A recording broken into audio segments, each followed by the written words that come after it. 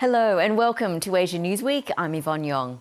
I'll take you through the top stories in the region and go beyond the headlines for a deeper look at what's happening in Asia. Well, let's start by looking at how the region has responded to the US election. Leaders across Asia have congratulated Donald Trump on social media platform X. Among the first world leaders to post online, India's Prime Minister Narendra Modi called Donald Trump his friend and congratulated him on a historic election victory. In the Philippines, President Bongbong Marcos highlighted the partnership between the two countries, founded on shared ideals of freedom and democracy. And the leader of Taiwan, Lai Ching-te, has congratulated the president-elect, expressing confidence that the long-standing US-Taiwan partnership will continue to serve as a cornerstone for regional stability. But the most interesting response has been from a world leader who's not on social media. Within a day of the election result, Xi Jinping called Donald Trump to congratulate him. Back in 2016, when Mr. Trump won the 45th presidency, it took days for President Xi to acknowledge the result. Well, is he taking a different tack this time around? Reporter Bang Xiao joins us in the studio to tell us more. Bang, what can we read into the timing of Xi Jinping's response and how does it bode for Trump presidency 2.0? Yes, Yvonne, it is much quicker and the tone is much more proactive and moderate. According to Chinese state-owned media reporting about President Xi Jinping's call to Trump, he particularly mentioned that a peaceful coexistence between the two nations would be beneficial for the stability of the region and the whole world. So this is very different from the traditional hostility kind of narrative that the Chinese government has against the United States. And in terms of the question about what does it make of, a Trump administration 2.0, I would say potentially what the Chinese government is looking at is whether there is a potential the China-US trade war 2.0 will be going on again, which dragged the Chinese economy in the past couple of years very badly. And at the same time, they are also looking at whether Trump's migration policy would impact Chinese citizens' situation in the United States. And on that note, what has been the reaction of Chinese citizens and also the reaction on social media? Yes, the reaction on social media is huge, given that the US election is probably the only one democratic practice that Chinese people concerned about. What we can see is that nationalists are giving a much stronger reaction, and they are celebrating and welcoming this news because they give Trump this nation builder Trump for China, such a nickname, which they are trying to say that because Trump is potentially to bring the United States into chaos, and this is a perfect opportunity for China to grow its power and flex its muscle in the region. But for middle-class Chinese people, they are much less enthusiastic because, if there is a China-US trade war 2.0, that means the Chinese economy will very hardly getting the opportunity to bounce back. And that means that their livelihood will be really significantly impacted. You can understand some might be a little bit more cautious this time around. Bang Xiao, thank you. Thanks, Yvonne. 9 people have died in Indonesia after a series of volcanic eruptions on the remote island of Flores. The eruption of Mount Lewotobi Laki Laki saw thick brown ash spew 8 kilometres into the air. It comes just days after a midnight eruption killed at least 9 people and injured 64 others. Several houses in a nearby village were razed by large flaming rocks propelled as far as 4 kilometres from the eruption site. At least 10,000 people have been affected by this week's eruptions. The death toll from a bus crash in India has risen to 36, with 20 more injured. The vehicle plunged into a gorge on a mountainous road in the northern state of Uttarakhand. 3 critically injured people were airlifted to hospital. The overcrowded bus was travelling from Garhwal in the Himalayas and was on part of a road where accidents are common. There were around 60 people on the bus, despite it only being able to accommodate 42 passengers. Pakistan's second largest city of Lahore is experiencing record high air pollution. Health officials say 55,000 people have presented to hospitals this week alone, with thousands reporting eye, ear, nose and throat infections. Residents have been urged to stay indoors as the annual pollution season makes the country's air among the most hazardous in the world. As the smog built up in the Pakistani city of Lahore, residents felt the familiar signs of toxic air, burning eyes and difficulty breathing. Lahore recorded an air quality index of above 1900 on Saturday. 300 and above is considered hazardous to human health. Air pollution has been worsening over the past few weeks, forcing officials to close schools for at least a week and declare masks mandatory. Smog is making our children and adults sick. We're wearing masks to shield ourselves from sore throats, coughing and other health issues. Due to this smog situation, many contractors and the owners stopped working. They don't leave their homes until noon to 1 p.m.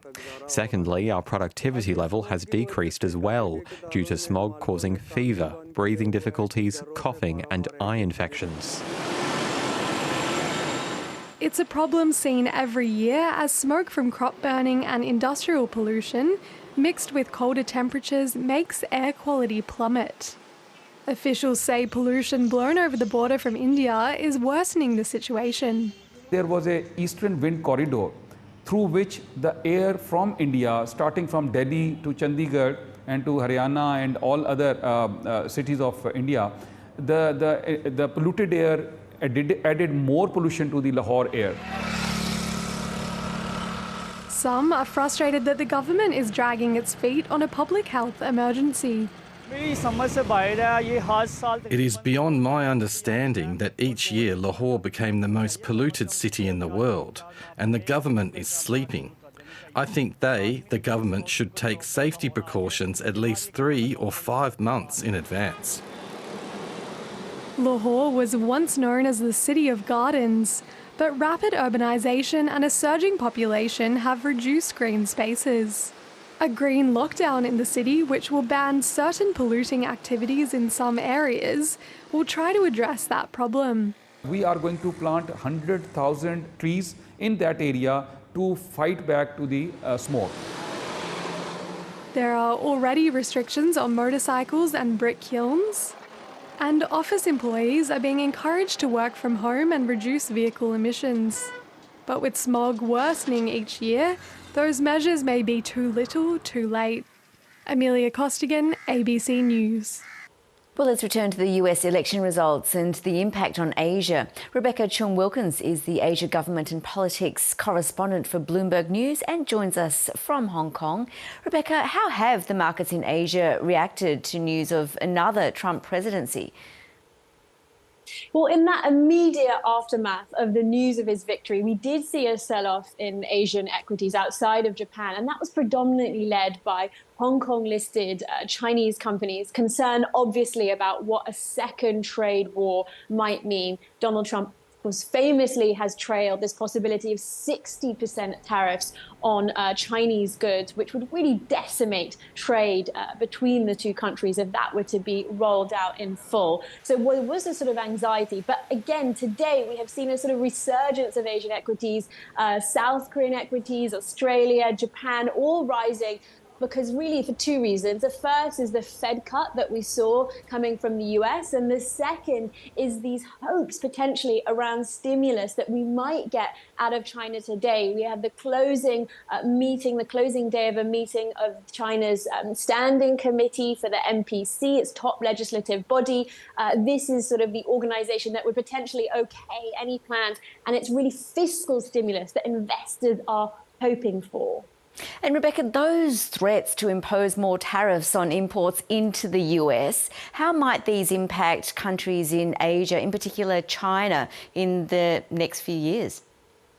Well, China, of course, will face the brunt of it. And there has been some speculation by investors, in fact, that if it was a Trump victory, China would have to turn to more stimulus, bigger stimulus to support the domestic economy and domestic consumption. It might force their hand to spend a bit more, which they've been somewhat reticent to do so far. So in some ways, it's sort of a positive indicator. But the tariffs themselves are really a huge overhang for China. But part of this is going to depend on how we actually see it enforced. So JP Morgan has, for example, called one strategy a sort of escalate to de-escalate, i.e. this gradual, incremental introduction of tariffs that comes over time, rather than, for example, Donald Trump coming just out the gates and unleashing 60% from the outset. So this may allow Beijing to sort of calibrate its response, give it a little bit longer to come to any kind of potential deal. Just for context, though, we are potentially looking at a very bruising 4 years. Last time when we saw these trade conflicts and trade tensions emerge, March 2018, during Trump's first presidency, it was about 2 years from then until China and the US were actually able to come to an arrangement. So these things take a lot of time. Rebecca, great to get your thoughts. Thanks so much for joining us. Thank you, Yvonne. Pleasure to be here. A Thai court has cleared a woman accused of being an accessory to the 2016 bombing of a popular shrine in Bangkok that killed 20 people. Wana Suansan was accused of leasing accommodation to the alleged bombers and supplying chemicals to them. But Wana Suansan was in Turkey at the time of the explosion, and the judge has ruled that prosecutors had failed to prove any connection between her and the suspects. She says she is relieved to be cleared. The 7 years she has been on bail has affected her family. During that 7 years, I felt discouraged because I felt that it was bad. It's like I didn't get any justice. It also damaged my family. I have 3 kids. When their mum was in such a situation that wasn't normal, it also affected them. I felt bad for my kids. The world's first wooden satellite has launched into space this week, built by scientists from Kyoto University and developed by a Japanese home construction company. It's an early test for a long-term goal to build timber houses on the Moon and even Mars. The satellite will stay in orbit for the next 6 months, with hopes it will prove that a renewable material like wood is suitable for space. Meanwhile, 3 Chinese astronauts have returned to Earth after a 6-month stay on the Tiangong space station. The taikonauts touched down in the Inner Mongolia region. During their stay, they conducted scientific experiments and China's longest spacewalk while installing shielding against space debris. At just 18 years old, Nima Rinji Sherpa made history by becoming the youngest person ever to scale all 14 of the world's tallest mountains. A member of the Sherpa community, he's advocating for the recognition of Sherpas as athletes, not just mountain guides. We have been climbing for, I think, almost 72 years since the first Everest expedition, and that's when the Sherpa word became a brand, and Tenzing Norgay was the man who made it a brand, and since then I couldn't see anyone as big as him getting that global athlete attention, and so that's when I felt like I think I have a shot at this, Team Camp 2! Couldn't see any Sherpas being part of big explorations or being part of big brand, And that's when I felt like this generation has the potential because we have the privilege, that before us didn't have. We have good education, we can speak well, we understand everything what's happening regarding climate change, regarding the mountains. It's always the Sherpas being supporter climbers. We never see we being the leader of the expedition. And now I feel like this generation needs to kind of stand for what the other generation of before us did. So that's a very simple aim. Thailand's famous baby hippo MooDeng may have powers of prognostication. Just days before the US election, she predicted a win for Donald Trump. The baby pygmy hippo was offered 2 fruit baskets, each labelled with the names of the presidential candidates. She chose Donald Trump's basket, while her mother went for the one belonging to Kamala Harris. MooDeng shot to internet stardom this year, attracting millions of followers on TikTok. Zookeepers say she may have chosen the Trump basket because because the piece of dragon fruit there was bigger. One of cinema's most infamous monsters celebrated its 70th birthday this week.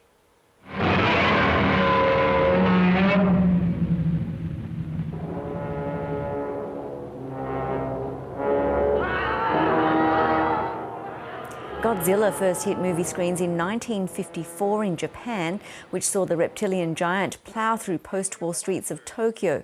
The nuclear-charged reptile has been thought to represent the horrors of nuclear warfare and a way of processing the trauma from the Nagasaki and Hiroshima bombings. He's one of Hollywood's hardest workers, from Tokyo tourism ambassador, an Oscar winner and Hollywood star owner, to being the face of the longest-running film franchise in history, with 37 sequels. The location of one of Australia's largest Punjabi Sikh communities may not be where you'd expect. Woolgoolga is a small coastal town of only 6,000 people on Australia's east coast, just above Coffs Harbour, in between Sydney and Brisbane. 6 original Sikh families moved here more than 120 years ago, and their stories help chart Australia's broader history of migration.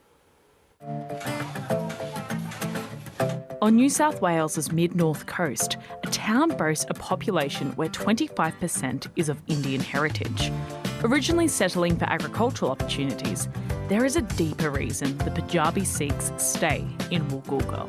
Well, Woolgoolga is just very special. For the Punjabi Sikh community in particular, I think Woolgoolga's a success story in terms of multiculturalism. There were 6 original Punjabi Sikh families that settled in the town, with a migration story that spans back more than 120 years. They came in, looked for work. Basically, most of these farmers that came from India during the White Australia policy, they were given a 3-year work permit to come to Australia.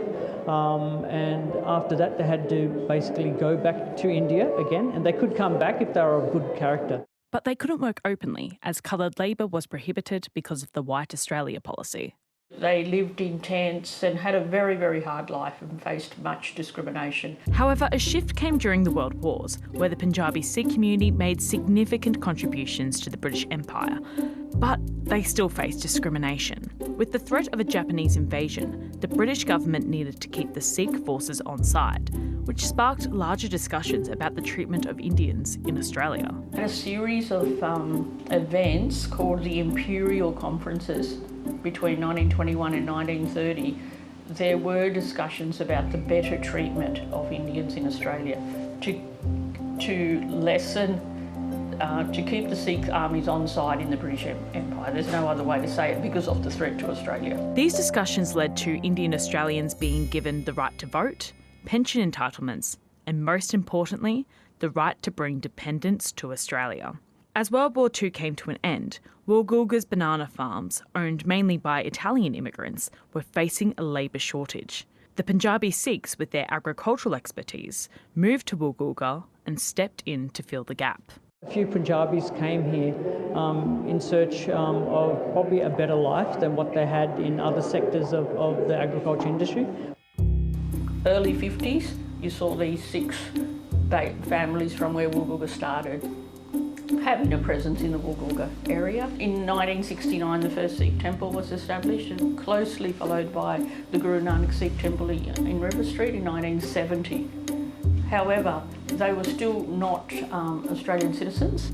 So I was born in the late 50s in the area to parents who weren't citizens. As the Anti-Discrimination Act was passed in 1975, the Punjabi Sikhs were granted Australian citizenship. Now, the community is a vital part of the town's identity. But why do they stay? Like Harvey Singh, who went to study education, followed by a stint with the Queensland Police Force in Brisbane. It wasn't until I got married and we had our first child, my daughter Jasmine, that it was like, okay, the shift work, I'm not really getting to spend much time with my wife or my firstborn Jasmine. So it was like, how about we move back home? And he loves being back. Oh, look, I think it's great. Any multicultural society, I think it's fantastic, and we're quite blessed here in the Woolgoolga area, having such a large number of Punjabi and Sikh background people. Mina Tawana was born and raised in Woolgoolga, but left home to study pharmacy. She returned to town with her husband Sima Preet Singh Tawana, who immigrated from India, and the pair are proud owners of pharmacies in the area. After 10 years in Woolgoolga, Sima feels at home. It was a astonishing thing for me to see that we have an Indian Punjabi community residing here, working in the agriculture industry. So it was really good to see that there's a bit of mixed culture living here. Family, culture and profession, all in the one area. I guess you can't really go wrong. The establishment of the museum, paired with 2 Sikh temples in the town, have encouraged more people from far and wide to learn more about the rich migration history. And that's the program. I'll see you next time. Bye for now.